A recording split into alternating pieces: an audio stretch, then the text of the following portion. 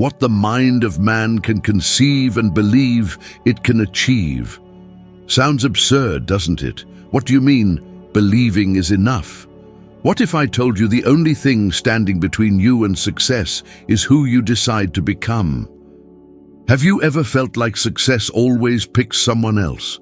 That money, happiness, and opportunities never seem to come your way, no matter how hard you try? Today, drawing on the teachings of Napoleon Hill and the power of the law of attraction, I'm going to show you the practical, proven, and scientific path to change that once and for all. You can't achieve something you don't even know exists. It sounds simple, but this is exactly where most people fail. They live as if driving without a destination, burning fuel, time, and energy, but without a clear direction. They wake up, work, pay bills, survive, and then wonder why success never arrives. But how can the universe deliver something to you if you don't even know what you want to receive? This is the invisible trap that ensnares millions. Vague desires, shapeless intentions, hope without a plan. I want to be rich. I want to be happy. I want to change my life. All beautiful phrases, but completely empty if not accompanied by clarity. How rich? Happiness in what way? Change in what direction? It's like wanting to win a game without knowing the score or the rules. Clarity is the first act of creation. It's when a thought stops being a fog and begins to take on shape, color, and purpose. When you precisely decide what you want, something extraordinary happens inside your brain. Your reticular activating system, the part responsible for filtering and identifying opportunities, starts working in your favor. Suddenly, you start seeing paths, people, and situations that were always there, but simply didn't exist for your perception before. It's as if the external world reorganizes itself according to the sharpness of your intention. Napoleon Hill experienced this in an almost epic way when Andrew Carnegie challenged him to interview the most successful men in the United States and uncover the formula for success. Hill received no promise of financial reward, no salary, no contract, no support. The challenge was simply to pursue his purpose even without a guaranteed return. He accepted. Why? Because he had clarity. He knew his mission was to study success and reveal how it worked. And this purpose was so powerful that it kept him steadfast for over 20 years, facing ridicule, financial hardship, and long periods of uncertainty. But this is how the universe responds. It only opens doors for those who truly know where they want to go. Now think, do you really know what you want?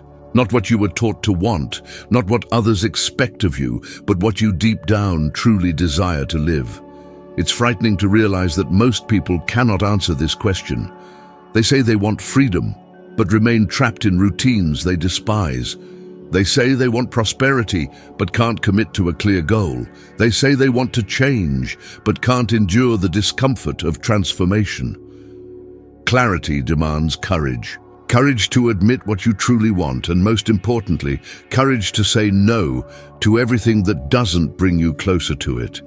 Because as long as your vision is hazy, your actions will be scattered. And when your actions are scattered, the results become random. That's why some people live as if they're spinning in circles, working hard, but without direction. Today, start a simple yet incredibly powerful exercise. Write down in detail what you want to achieve in the next 12 months. No generic phrases. Include numbers, deadlines, emotions. Write, I want to lead a team of 10 people in a technology company, earning approximately $2,500 per month, with flexible hours and geographical freedom.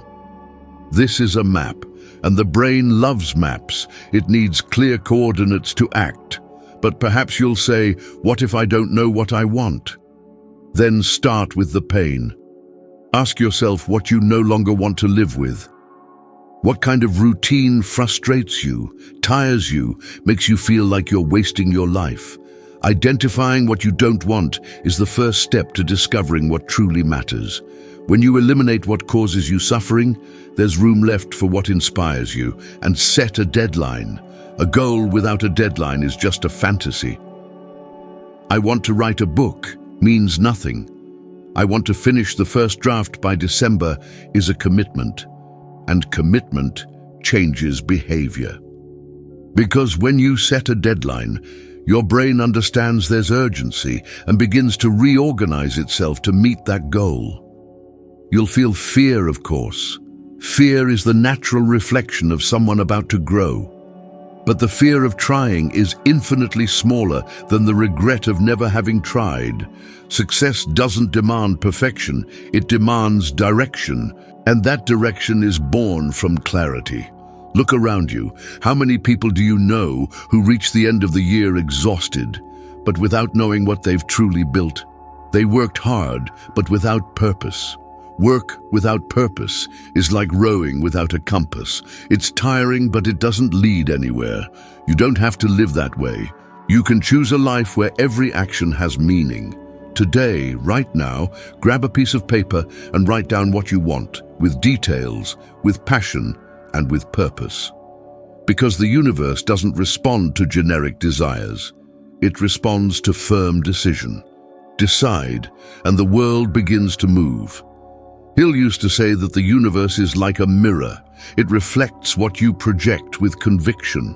So if you want to see something new reflected on the outside, start by clarifying the image that exists within you.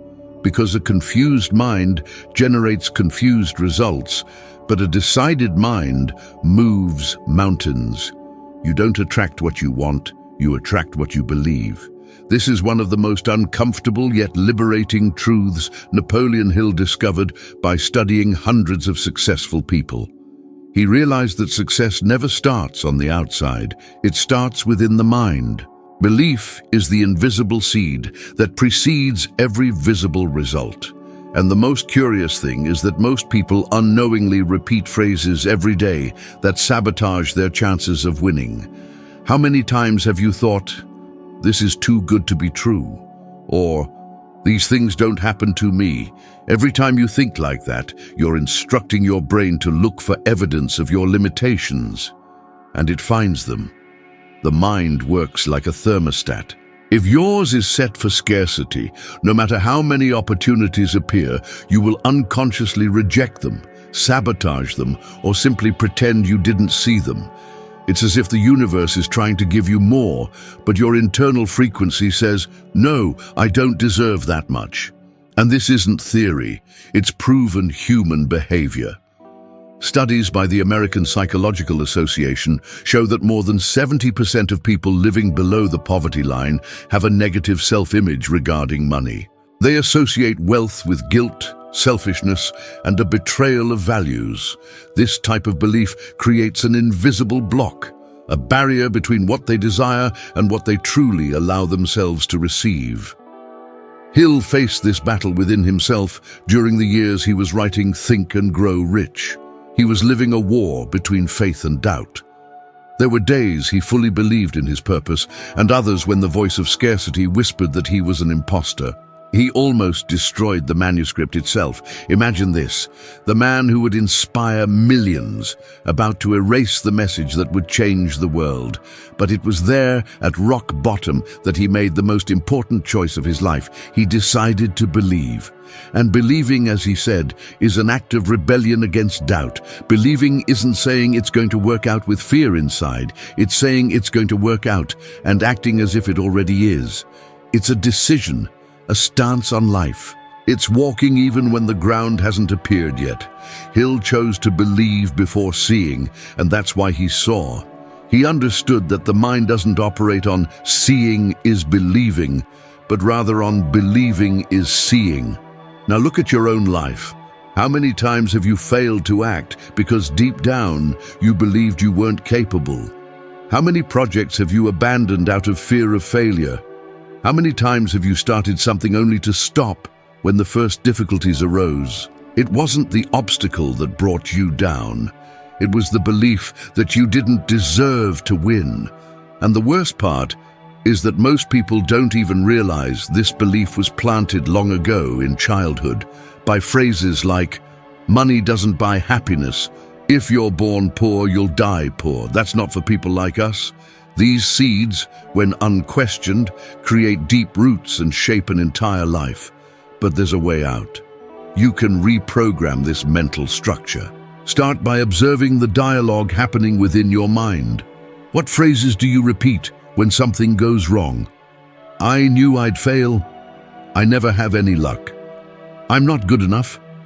Take each of them and replace it with an empowering version. Instead of "I can't," say, "I'm learning to make this work." Instead of "I'm bad with money," say, "I'm developing a prosperous mindset." It might seem too simple to be true, but it's not. Neuroscience shows that positive affirmations, when repeated with intention and emotion, activate brain areas linked to action, self-confidence, and focus. You literally start acting like someone who believes. Think about how many successful people started exactly this way. J.K. Rowling, for instance, wrote the first Harry Potter while unemployed, with a young daughter and being rejected by publishers one after another. But she believed so much in the story that she kept going. Muhammad Ali used to say, "I am the greatest," even before he won the world title. They believed before they saw. And when you truly believe, you create the space for the impossible to happen. Perhaps what's missing in your life isn't effort, but faith. Not religious faith, but the practical faith of someone who believes they can learn, grow, and prosper. The faith of someone who understands that every thought is a seed and every belief is soil. If you keep planting ideas of limitation, what more can possibly grow than scarcity? But when you start to nourish your mind with ideas of abundance, the soil begins to change. Close your eyes and imagine for just a moment the life you desire. Feel the atmosphere, notice the details, the sounds around you, the scent of the place, the people you're with. Your brain doesn't know this hasn't happened yet. Everything you visualize with emotion is real. This is the secret Napoleon Hill discovered long before science confirmed it. The power of visualization is the bridge between what exists only in the mind and what manifests in the physical world. He used to say that imagination is the laboratory of the human soul, the space where all creations are born before they exist. Everything ever created, from a bridge to an empire, began as a mental image in the mind of someone who dared to believe in it before seeing it. When Hill wrote Think and Grow Rich, he was going through one of the most challenging periods of his life. He was bankrupt, discredited, and there were times when doubt consumed him. No one believed in what he was writing, and he himself began to question if the book would truly make a difference. But it was there, in the darkness, that he decided to apply the very teachings he was trying to share. Every night, he would lock himself away in silence and visualize the impact his book would have on the world. He saw himself giving lectures, receiving letters from transformed individuals, hearing stories of men and women whose lives had changed. This image was so vivid, so detailed, that it became almost tangible. And years later, what had been merely a vision became reality. The book sold over 50 million copies and transformed the mindset of generations. This is not coincidence. It is cause and effect. Visualization isn't fantasy. It's mental rehearsal. The brain reacts to internal images as if they were real experiences. A study conducted by Harvard University proved this. For weeks, two groups of people participated in an experiment. One group physically practiced a sequence of piano exercises, while the other merely visualized the hand movements without touching a single key. The result was astonishing. The activated brain areas were virtually the same in both groups. In other words, the brain began creating new neural connections solely through the power of imagination. This means that when you visualize a goal with emotion, you are literally programming your brain to accept that goal as possible, and your body begins to act in alignment with that belief. But there's an essential point. Visualizing is not daydreaming. It's training your mind to believe, feel, and act as if the outcome is already inevitable. It's aligning emotion and intention. The difference between those who achieve and those who merely wish is that the former mentally lives the outcome before it happens. Visualization is the practice that teaches your mind to recognize success as familiar. And what is familiar, the mind accepts. Think of great real-world examples. Thomas Edison visualized the light bulb lit long before he managed to make it work. Henry Ford visualized the perfect assembly line before any machine was built. Steve Jobs saw the complete iPhone in his mind while the world was still using button phones. All of them had something in common, the ability to see the invisible. And this is exactly what you need to develop if you want to turn your desires into reality. Start simply. Choose a time every day. It could be upon waking or before sleeping. Sit in silence. Breathe deeply and imagine with as much detail as possible the life you want to live. See yourself in the future not as a distant dream, but as a present reality. See the car you drive, the place you live, the people you work with, the feeling of freedom that runs within you. Don't hold back on emotion. Feel the joy of already having achieved what you desire. The more positive emotions you put into the image, the more your subconscious recognizes it as truth. And here's a detail few understand. It's not enough to visualize. You must act in alignment with what you've seen. Visualization is the map, but you are the driver. It shows you the direction, but the movement is yours. After finishing your practice, ask yourself, what is the next step I can take right now with what I have to move closer to this? It could be sending an email, studying something new, changing a habit, saving a symbolic amount, any concrete action that reinforces the message that you are moving in the direction of your purpose. Over time, this practice transforms your mindset into something powerful. Your body starts responding differently, your intuition sharpens, and you begin to recognize opportunities that previously seemed invisible. What was merely an idea begins to take shape, and the universe responds to this vibration with mathematical precision. The world outside is merely a reflection of the image you keep alive within yourself. Napoleon Hill used to say that, whatever the mind can conceive and believe, it can achieve. And visualization is the process of conceiving and believing simultaneously.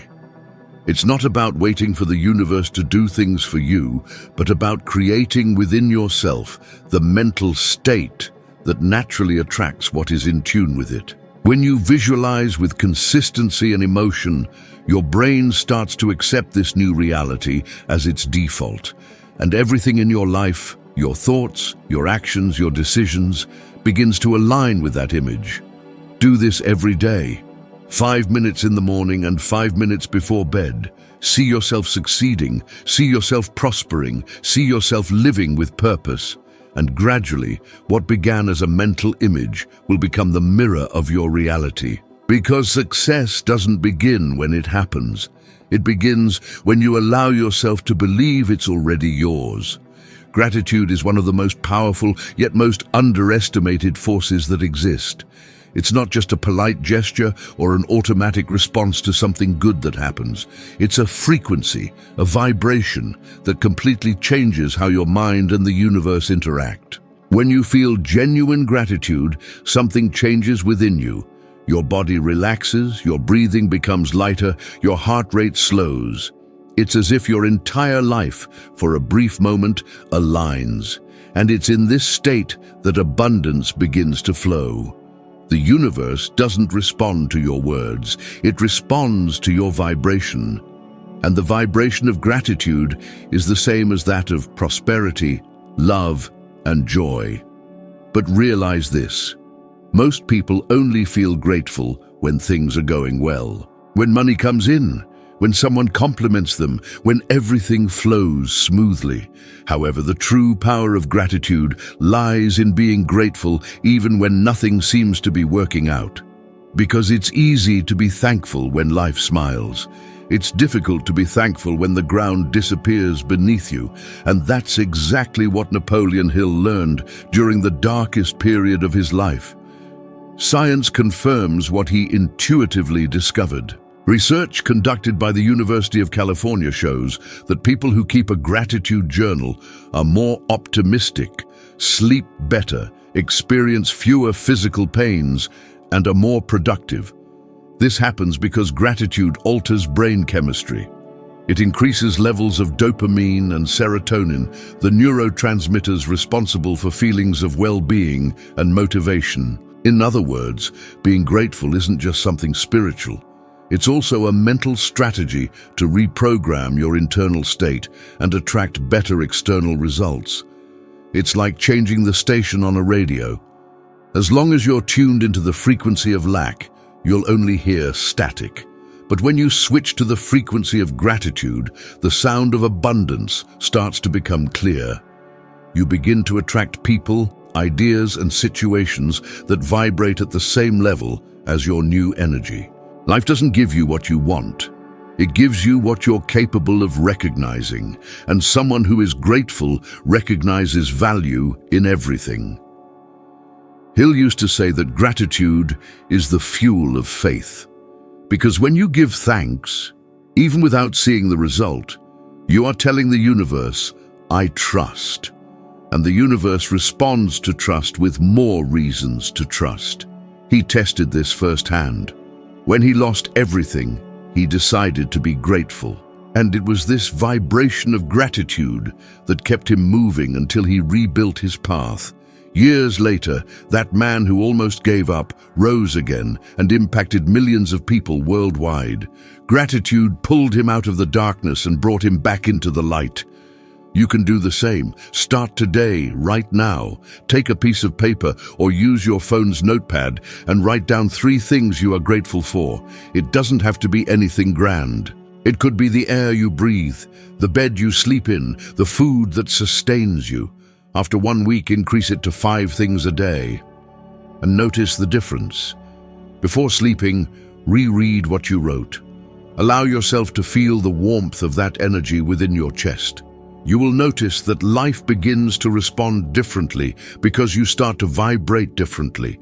And when anger, fear, or frustration arise, and they will, stop and breathe. Look for something, however small, to be grateful for.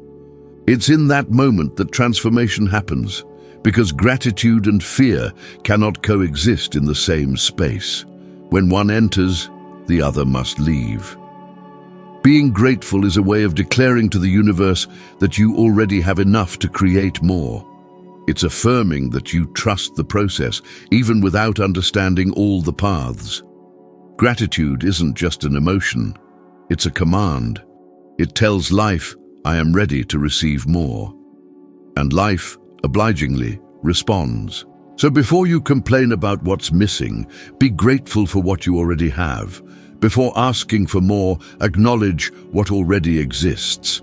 The energy you emit is the energy you attract. And when you choose to vibrate gratitude, the entire universe reorganizes itself to give you more reasons to be thankful. It was like this for Hill. It was like this for millions of people who applied this principle. And it can be like this for you. Because the universe does not respond to your suffering. It responds to your vibration, and gratitude is the highest of them all. The universe does not respond to what you ask for. It responds to who you are, what you feel, and what you deeply believe.